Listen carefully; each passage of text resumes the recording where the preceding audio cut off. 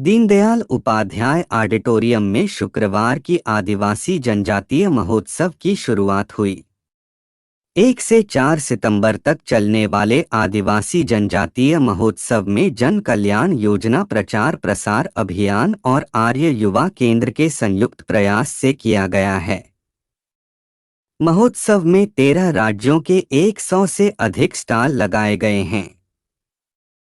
ओडिशा, हरियाणा, उत्तर प्रदेश, झारखंड, उत्तराखंड, दिल्ली, छत्तीसगढ़ और पश्चिम बंगाल समेत विभिन्न राज्यों के शानदार स्वदेशी उत्पादों जैसे हस्तशिल्प, हस्तकलाएं, स्वसहायता समूह की महिलाओं द्वारा तैयार किए गए उत्पाद, आचार, पापड़ आदि विक्रय के लिए उपलब्ध है। साथ सुप्रसिद्ध कलाकारों द्वारा सांस्कृतिक एवं संगीतमय कार्यक्रम का लुत्फ उठाया जा सकता है।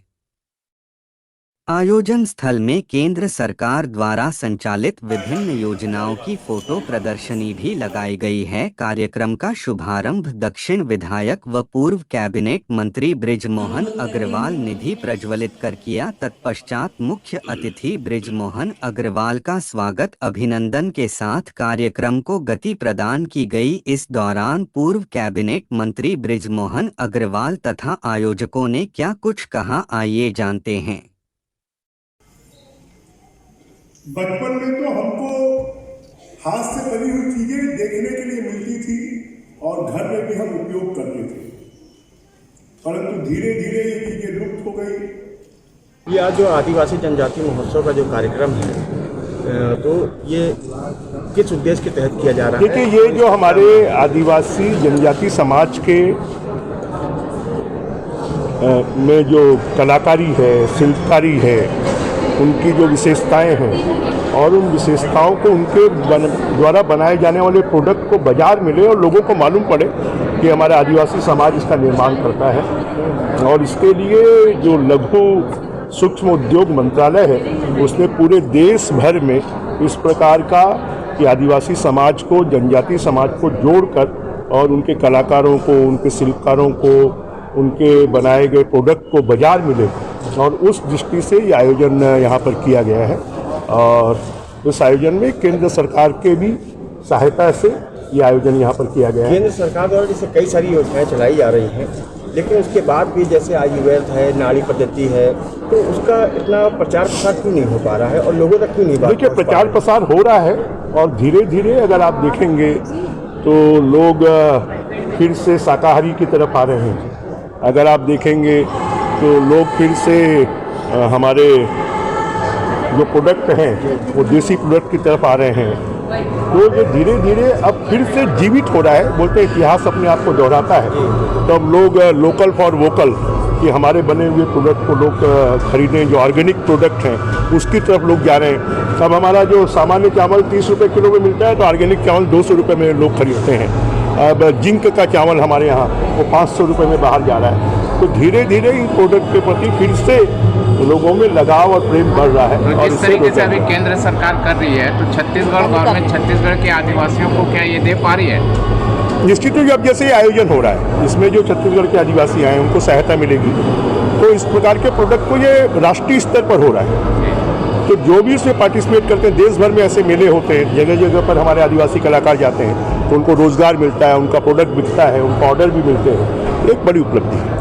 जो आदिवासी, जैसे अभी बात हो रही कला की, तो कला और संस्कृति में जो है सरकार जो है, चाहे पिछली सरकार रही हो चाहे वर्तमान सरकार रही हो, कलाकारों को उतना क्यों विकास नहीं दिया कर पाई है? शायद आपको मालूम नहीं है।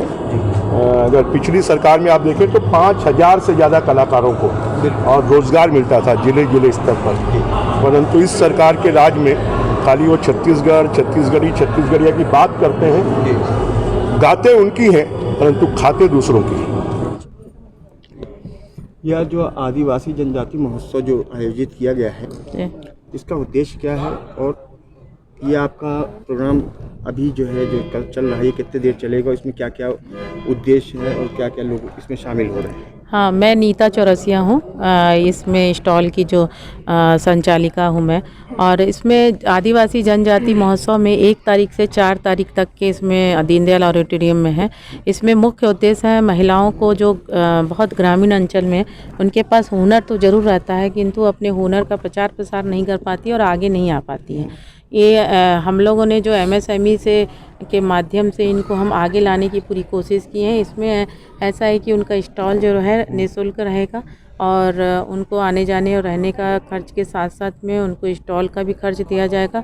उसमें जो उनका आर्जन होगा वो उसमें हमारा कोई हस्तक्षेप नहीं रहता, वो वापस अपना ले जाते हैं। इससे उनको प्रोत्साहन मिलता है और घर में भी उनको यह प्रोत्साहन मिलता है कि हम उसको जब सभी खर्च के माध्यम से उसको यहाँ बुलाते हैं तो जैसे दबे हुए संस्कृति हैं, जैसे गोदना आर्ट है, उसको पहले महिलाएं अपने साड़ियों में करके पहनती थी। जैसे पुराने ज़माने में मिठाइयाँ क्या होता था घर में ही बनाती थी, पर आज जाते हैं मार्केट में ख़रीदने के लिए, वो सब विलुप्त होते जा रहा है। जैसे बहुत सारी जड़ी बूटियाँ हैं। जड़ी बूटियाँ ऐसी हैं कि यार शुगर है, बीपी है, पहले के ज़माने में कूट उट के दे देते थे, हड्डी टूटा है तब भी ठीक हो गया, शुगर है तो बीपी है सब भी ठीक होता है, वो सब विलुप्त है। तो उसको एक मंच पे हम लोग लाने की पूरी कोशिश कर रहे हैं। यहाँ पे आप देखेंगे कि मिट्टी के बने बर्तन है, उसमें नक्काशी किया हुआ महिलाओं के द्वारा है। और फ्लावर है जो हम लोग लेके जाते हैं, किसी को देते हैं तो वो प्राकृतिक चीज़ है, वो 24 घंटे में ख़राब हो जाता है। पर यहाँ महिलाओं को देखेंगे कि अपने हाथों से बनाए हुए हैं, वो घर में जाके डेकोरेट भी करती हैं। स्टॉल लगे हुए हैं यहाँ पे 60 है एमएसएमई से, बाकी प्राइवेट हम लोगों तो 100 स्टॉल दिए थे एमएसएमई को, किंतु उन्होंने मात्र 60 स्टॉल का परमिशन दिया है। बाकी स्टॉल जिनका रजिस्ट्रेशन हो गया था वो कुछ अमाउंट ले करके हम लोगों ने उसको स्टॉल दिए हैं और वो भी अपना हुनर का प्रदर्शन कर रहे हैं। और जो आज तो उद्घाटन है, उसके बाद जो 2 और 3 तारीख को रहेगा, उसमें बैंक के कुछ लोग आएंगे, कैसे लोन लेते हैं, आपको बेनिफिट क्या है, कितना आपको लोन के साथ में सब्सिडी मिलेगा। उसके बाद में डाकघर से आएंगे, पैकेजिंग वाले आएंगे, कैसे पैकेजिंग, आप बहुत अच्छा सामान तो बना लेते हैं किंतु उस सामान का आप बाहर में जाके किस प्रकार से बेचना है वो आपको नहीं मालूम है। तो शासन ऐसे कई आयोजन जो है, जैसे कि पंडरी में भी आयोजित होता है और हस्तकला के भी कई कार्यक्रम होते हैं, तो उसके बाद जो है ऐसे कार्यक्रम का आयोजन की आवश्यकता क्यों पड़ रही है? इसलिए ऐसे आयोजन जैसे कुटीर उद्योग है, एमएसएमई मतलब छोटे उद्योग को बढ़ावा देना। हम ऐसा नहीं है कि छोटे उद्योग को बढ़ावा देंगे वो बढ़ेंगे तो आगे नहीं है, परंतु इसमें छोटे उद्योग को बढ़ावा देने के बाद घर में उसको सपोर्ट मिलता है, खुद उसमें आत्मविश्वास बढ़ता है कि हम आगे निकलें और निकल करके हम अपने जितने भी प्रोडक्ट हैं उसको बाहर में प्रचार प्रसार, इसके माध्यम से हम प्रचार प्रसार ही कर रहे हैं कि यहाँ जो भी आएंगे, अगर अभी आपके पास नहीं है सक्षम तो हम कल के दिन उससे मंगवा सकते हैं। उससे की तरफ से आप छत्तीसगढ़ के कल्चर को जीवित रखना चाहते हैं या बढ़ावा देना चाहते हैं? जी, छत्तीसगढ़ के कल्चर को जैसे आप बढ़ा रही हैं, बढ़ावा देना चाह रही हैं, आपका मूल उद्देश्य आपका यही दिखाई दे रहा है। छत्तीसगढ़ की कल्चर का भी और पूरे हमारे राष्ट्रीय स्तर का है। हम छत्तीसगढ़ के अंचल को इसलिए ले रहे हैं क्योंकि हम छत्तीसगढ़ में लगा रहे हैं। बाकी हमारा उद्देश्य है कि जितनी भी ग्रामीण और सुदूर अंचल में रहती हैं उस महिलाओं को मतलब एक बार शादी हो गया और वो अपने कलाकृति को दबा के उसी जगह पे रह जाती हैं। उनके बच्चों में, अपने परिवार में, गृहस्थ में उनके पास कला रहते हुए यहाँ पे बहुत सी चीज़ों को देखेंगे आप, उनके गोबर से बना हुआ है प्रोडक्ट आया हुआ है जिसमें वो बहुत सारी ऐसी चीज़ें, वो ब्रीफकेस राष्ट्रपति को देने के लिए, हम लोग पास समय अभी नहीं आया है, राष्ट्रपति को देने के लिए ब्रीफकेस बनाई है गोबर से, और आपको ऐसा लगेगा नहीं देख के, लिफाफा है गोबर से बना हुआ है। तो ऐसे बहुत से प्रोडक्ट हैं। चूड़ी हाथ की, लाख की चूड़ी पहले पहनते थे, गोबर के बना के उसमें पूरी नक्काशी नग की गोबर में किए हैं। तो इसमें क्या होता है, आपका हाथ में भी जो रहना चाहिए, आपके अंदर में एनर्जी आना चाहिए, वो गोबर से आएगा और आपका चूड़ी भी पहन लेंगे। मतलब कि स्वदेशी अपनाओ और स्वदेशी जियो। जी, आप ये कहना चाहते हैं? विशेष तो यही है, पिज्जा बर्गर से दूर रहे। कार्यक्रम में भाग लिया जो स्टॉल लगाए हुए हैं? सर हम लोगों ने 100 लोग को दिया था, किंतु 60 ही एमएसएमई ने पास किया है। बाकी 130 हैं जो प्राइवेट हैं, जो मतलब 60 के अलावा 60-70 प्राइवेट में हैं जो कि उन्होंने रजिस्ट्रेशन कराया था, नहीं मिला तो हम लोगों ने उसको। आज मुख्य अतिथि के रूप में आपने किन किन लोगों को? टी.एस. सिंहदेव जी को बुलाए हैं और बृजमोहन अग्रवाल जी को, माननीय सुनील सोनी जी को, और रायपुर के दूरदर्शन के हैं फाय जी, उनको बुलाया है, ब्रह्मा कुमारी से आशा बहन को बुलाया है, किंतु कल अमित शाह जी आ रहे हैं तो करके विलम्ब हो रहा है। फ़ोन भी आया था कि विलम्ब हो रहा है, पर आएंगे ज़रूर। जैसे कि नाड़ी का जो है एक जो होता है नाड़ी वैद्य जी और एक नाड़ी पद्धति, जी तो नाड़ी पद्धति अभी बहुत विलुप्त होती जा रही है। बिल्कुल। ऐसे में आप लोग क्या कर रहे हैं आगे लाने के लिए, और ये भारतीय सनातन धर्म से भी जुड़ा हुआ एक ये सब्जेक्ट है, जी तो इसको आप किस तरीके से अभी जो है समायोजन कर रहे हैं जी लोगों के लिए? बिल्कुल। अभी जितने भी मेडिकल कॉलेज में नए जो एडमिशन ले रहे हैं जी पूरे जोर शोर से इसके ऊपर जोर दे रहे हैं कि जो नाड़ी विद्या है, जो प्राचीन विद्या है, वो एक विलुप्त के कगार पर है। तो कोशिश की जा रही है। मैं खुद एक अंतर्राष्ट्रीय नाड़ी वैद्य की तीसरी पीढ़ी हूँ। मेरे दादाजी मेरे गुरुजी रहे हैं और कई बार मुझे छत्तीसगढ़ का प्रतिनिधित्व करने का मिला आयुर्वेद का, और तो बाहर भी मैंने जब भी मुझे मौका मिला मैंने आयुर्वेद के बारे में, नाड़ी विद्या के बारे में बताया। और यहाँ इस बारे में ये कोशिश हो रही है कि यहाँ पे जितने भी कॉलेज वगैरह हैं, जब जब ज़रूरत पड़ती मुझे बुलाते हैं, मैं ज़रूर इस बारे में जागृत करने की कोशिश करता हूँ और पूरी कोशिश हो रही है। और ख़ासकर जैसे कोई भी कॉलेज हैं, मेडिकल कॉलेज हैं, उनके जो डीन हैं उनको मैं ज़रूर से कहना चाहता हूँ कि जितने भी विलुप्त के कगार पे ये नाड़ी विद्या है उससे कोशिश करें। हम जैसे लोग जो पारंपरिक नाड़ी विद्या है, हम लोग ट्रेडिशनल हैं, तो उनको बुलाएं और बीच बीच में इसके ऊपर एक कार्यशाला रखें, तो रखते हैं। और ये ऐसा क्या रीज़न है कि आम लोग जो है, आम लोग तक ये विद्या नहीं पहुंच पा रही है, ऐसा क्यों है? देखिए इसमें ऐसा है कि हम लोग क्या है क्विक के ऊपर ध्यान देते हैं। जैसे हमारे को क्विक रिजल्ट मिलना चाहिए, हम जैसे पेन किलर खाएं और तुरंत आराम मिल जाए। लोगों में एक मिथक है कि आयुर्वेद की जो दवाई है, मेडिसिन, वो थोड़ा स्लो होती है, जबकि ये है। और दूसरी चीज़ कहना चाहूँगा कि थोड़ा प्रचार प्रसार की कमी है। अभी देखेंगे एक बीएमएस डॉक्टर है जो एक आयुर्वेदाचार्य है, जो आयुर्वेद के कॉलेज से पढ़ाई किए हैं, और साथ साथ एक एमबीबीएस हैं।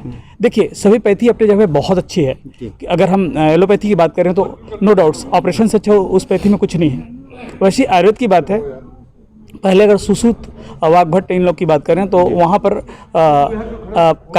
कायशाला से लेके पूरा जितनी भी सर्जरी, मास्टर ऑफ सर्जरी से लेके सब कुछ पहले हुआ करता था। अभी अब ये सारी चीज़ पूरा अगर कहा जाए तो एलोपैथी के पास है।